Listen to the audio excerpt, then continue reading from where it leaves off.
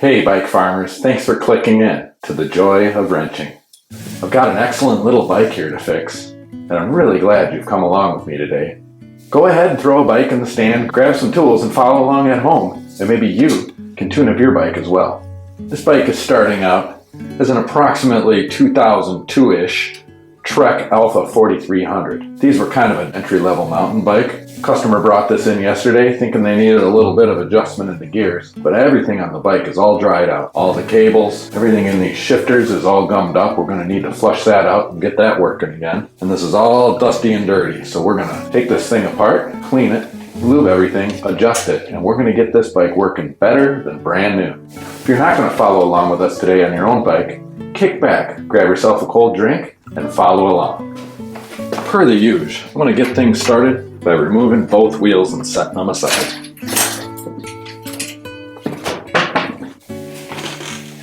One of my favorite little tricks to do is at this stage, take the derailleur and push it in. That creates enough slack to pop this housing out of its happy little home here.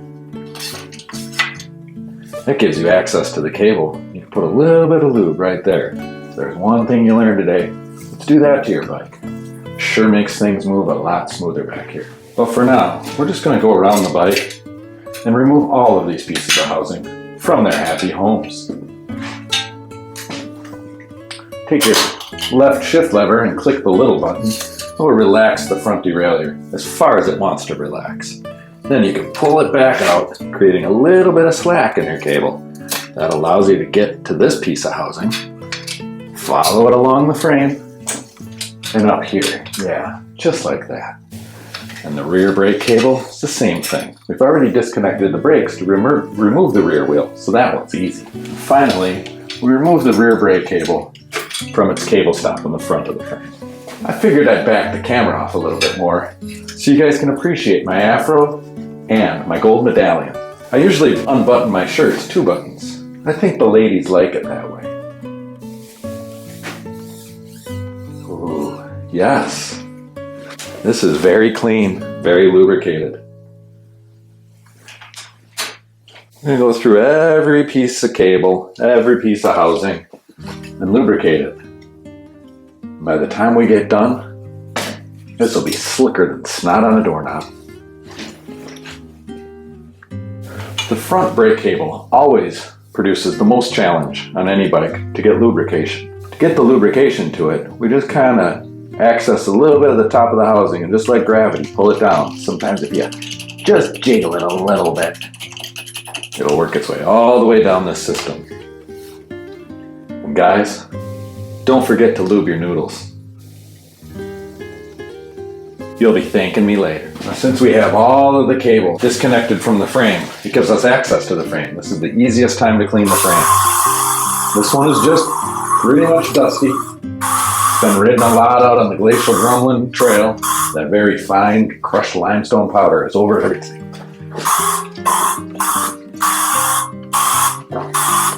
This is just Behold furniture polish. It works like a charm to clean any bike, and many other things.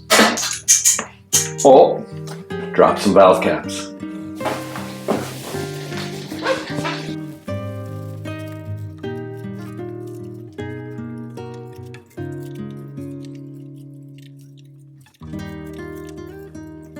Clean your gold medallion if you've got one around your neck too. Just polish it up.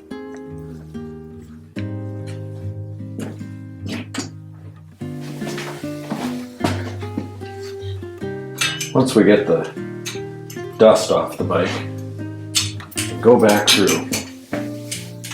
Just very softly, very gently go through and take your housing, put it back in their happy homes.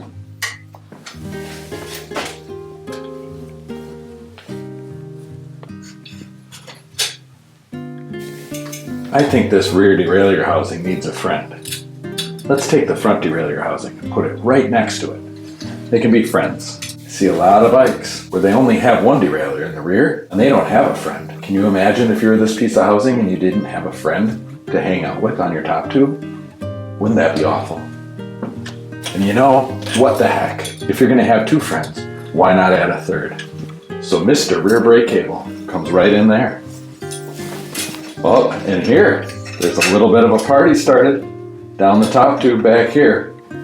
I always start with the rear wheel up here in the truing stand. We also call this the rant stand. This is where I tend to talk about controversial subjects, but we wouldn't want to talk about politics or anything that might cause somebody to unsubscribe from the channel now, would we? I think that tuning up a bicycle is something anyone is capable of. With a few basic tools and a little bit of knowledge, you don't even need a stand. You can just flip the bike upside down and pretty much do everything you see on this video. You hardly need much more than a Phillips head screwdriver, good rag, some basic household chemicals like Dawn Power Wash or Behold Furniture Spray, maybe a 5mm wrench. You really don't need much to make some terrific improvements to your bicycle right at home. So I really appreciate you watching, learning, relaxing. You know, who knows why you've tuned into this? Who knows why you're still watching? I think each bike is its own unique, special person on this earth. And sometimes you just need a little bit of help. It's your bike. You can do with it as you please. You know, some people just like to ride their bikes and ride their bikes and ride their bikes and wear them out all the way to the end. And then throw them away and get a new one. That's okay too. For some people, they like to clean their bike after every single ride. Put it up in the stand and spend some time. Wipe everything down, clean it real good, and then don't forget to lube everything. Then it can sit forever, and it's perfect. All you gotta do is add air and go for a ride. There's lots of different ways to do it. But this is how I do it. There's lots of other bicycle mechanics out there that are much better at it than me. They've got all the fancy tools and fancy bikes, all the resources at their disposal. Work in big shops with other mechanics with a ton of experience. They're all sharing ideas. But this is the method that I've developed for myself. I find it to be very efficient, very easy. It's something I can share with the world. And I think it's just terrific that you've tuned in and given me a few minutes of your attention today. And I really hope you get something from it. I think the rest of this one, you're really gonna enjoy. Let's see if this wheel is true. I'm guessing it's pretty good. Yep, just a few spots. Quarter turn here, quarter turn there. What are you gonna do? Just make it so the brakes don't rust. That's all we gotta do, cause nobody's gonna race this bike. I don't know why anyone would ruin a perfectly good bike ride with competition. You don't need to race them. You can just go for a bike ride and have some fun. Let's throw this front wheel up in the stand. We're gonna give it the same treatment as the rear. A little bit of Dawn Power Wash. Wipe it down with a nice dirty rag.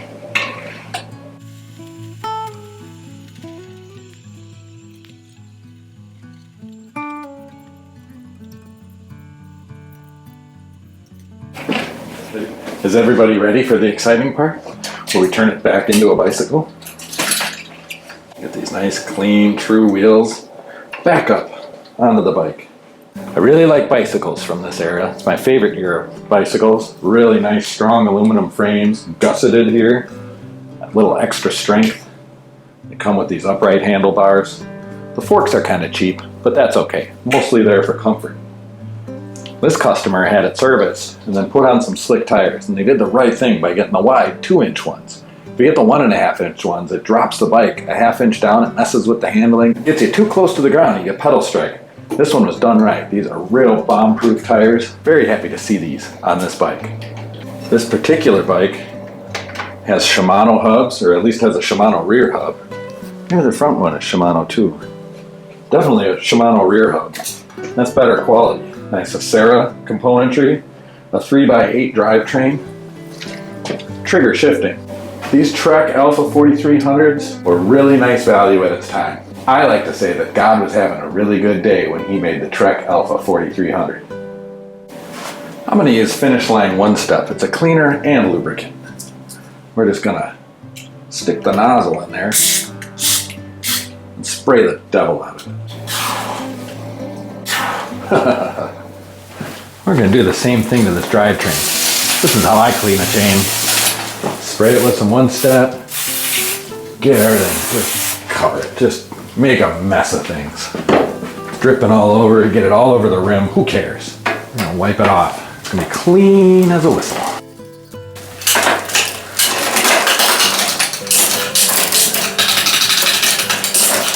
Run through the gears a little bit, just to wake things back up.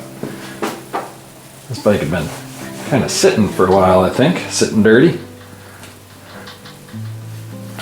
Bikes don't like to sit. Best thing you can do for your bike is ride it. Just get out there and ride it. Nothing that beats that feeling of freedom from your very first bike ride. Remember that when you were a kid? Maybe out there with mom or dad or grandpa. Maybe grandma was out there with you, holding the seat while you were trying to balance, and then you just got that feeling where you were like kind of flying but still connected with the earth, and you weren't really sure, and you started feeling really excited, and you thought, hey, where did grandpa go? And then you realized suddenly he was a half a block behind, and he had a huge smile. He was cheering you on, and then you freaked out and you turned the handlebars and slammed into that bush. Yeah, I think that's what we're all doing every day. So carried away, we don't know what's going on, and then once we do, we slam ourselves into a bush.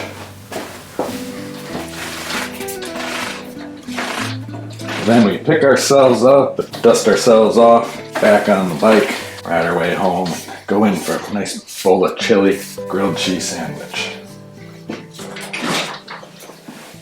Moving along to the brakes, I've got a little bottle of Tri-Flow Superior lubricant here. Just drop it in the pivots of the brake. Remember, it's clean, lube, and then adjust. Okay, looks like one side is stronger than the other. I'm gonna loosen up the rear wheel and just make sure it's in the bike straight. That's a nice double check maneuver. See how it's only pulling from that left side? We're going to give a little bit of tension here in the tension screw to pull the whole system over to the right. That's still not coming. Well, maybe with a little bit of help. Maybe it's that lubrication just needs to work its way in. Sometimes if you jiggle things back and forth and all around, it helps things out a little bit. Also, when you get fresh lube, it gives you a chance to kind of keep cleaning. We're always wiping as we go. Which reminds me of back when I was a kid and I used to go visit my grandmother. I'd be sitting there having some soup with some oyster crackers on her kitchen table. And I'd be like, where's grandma? And then all of a sudden I'd be hearing from the bathroom the sweetest singing voice you've ever heard. Wiping as we go, wiping as we go. When you eat like I do, you're wiping as you go. Yeah, my grandmother, man, she could eat prunes. I tell you what, she ate so many prunes, I think she spent half her life in that bathroom. You know, those rear brakes, they'll do little more than slow you down, bring you to a skid. If you want to stop your bike, you're going to need the front brakes working too. So we're going to give them the same treatment here. You can use this Tri-Flow as a cleaner, if you like. Give a little sheen to your brakes there. Just wiggle it a little bit there. Ooh. So yeah, the front ones were pulling a little unevenly too. I see there's a lot of room for adjustment over here. There you go. Those are good stoppers. Alright, back here on the business end of things. I'm going to put it in the middle chain ring here and run it up to the low gear, which is your biggest cog in back, and there's no rubbing there. Click down, and there's no rubbing there. A little bit of noise in the back, but man, is it indexing well. Oh, and as soon as I said something, I'm going to add a little bit of tension. See how it just jumped right up there? If I have too much tension, it'll be slow coming down. And if we have too much trouble, see how it hesitated? I'm going to give it a half a turn in. If we have too much trouble dialing this in as is, we'll get out the tool and check that hanger. Okay, so that is interesting. There's a bolt here for this rack, and the chain was getting stuck on the end of that bolt. There's a couple ways to remedy that. But my cheater method, favorite way, you could go find a shorter bolt, but those are in short supply. Actually, I see one right there on my bench. Watch this. Look at this nice short bolt I found. Just right there on my bench. Good water bottle screw that I took off another bike. I like to leave these little treats on my bench. A little something to save for later. Oh yeah, there we go. Nice and tight. Guten tight, that's German.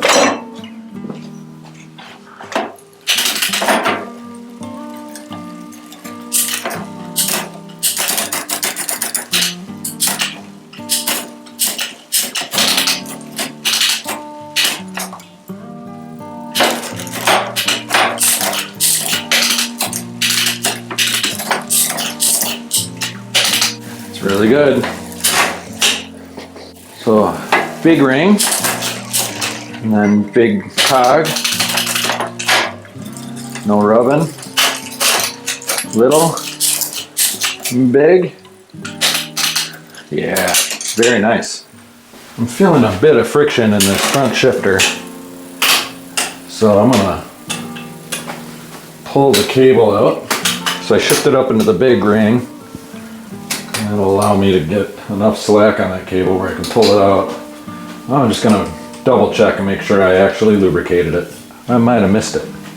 You know, the reality is sometimes even I have a hard time concentrating when I'm down 2 buttons and I got my gold medallion showing.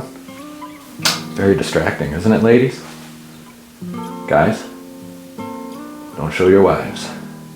They will leave you for me.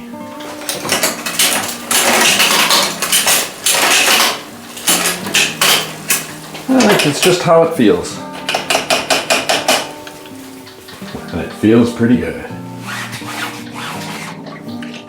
Well, bike farmers, I think we've got ourselves a completed bike here. I like to go through and just give things one last wipe. Another thing I learned from my grandmother.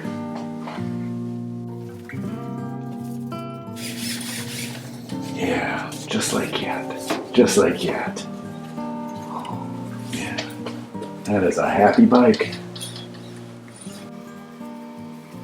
I think this is a fantastic little bike. Well, thank you so much for clicking in and watching all the way to the end, bike farmers. If you like this content and want to see more, give this video a like, subscribe to the channel if you haven't, or take that next step and send us super thanks. That's the heart with the $sign in the middle of it. That money goes straight to me. I'll take that money and I'll run right across the street and go get tacos for me and the kids. Or consider a monthly sustaining membership. You can do that by clicking the join button right here in YouTube. Sign up, $3, $5, $10 a month. That's just a sustained membership. Not a whole lot of benefit to you as the viewer unless I get off my ass and do something about it. But you can feel good about supporting the content on YouTube that you enjoy to watch. But for yourself, click that notification bell so you and your bike can stay tuned. Happy Halloween, bike farmers.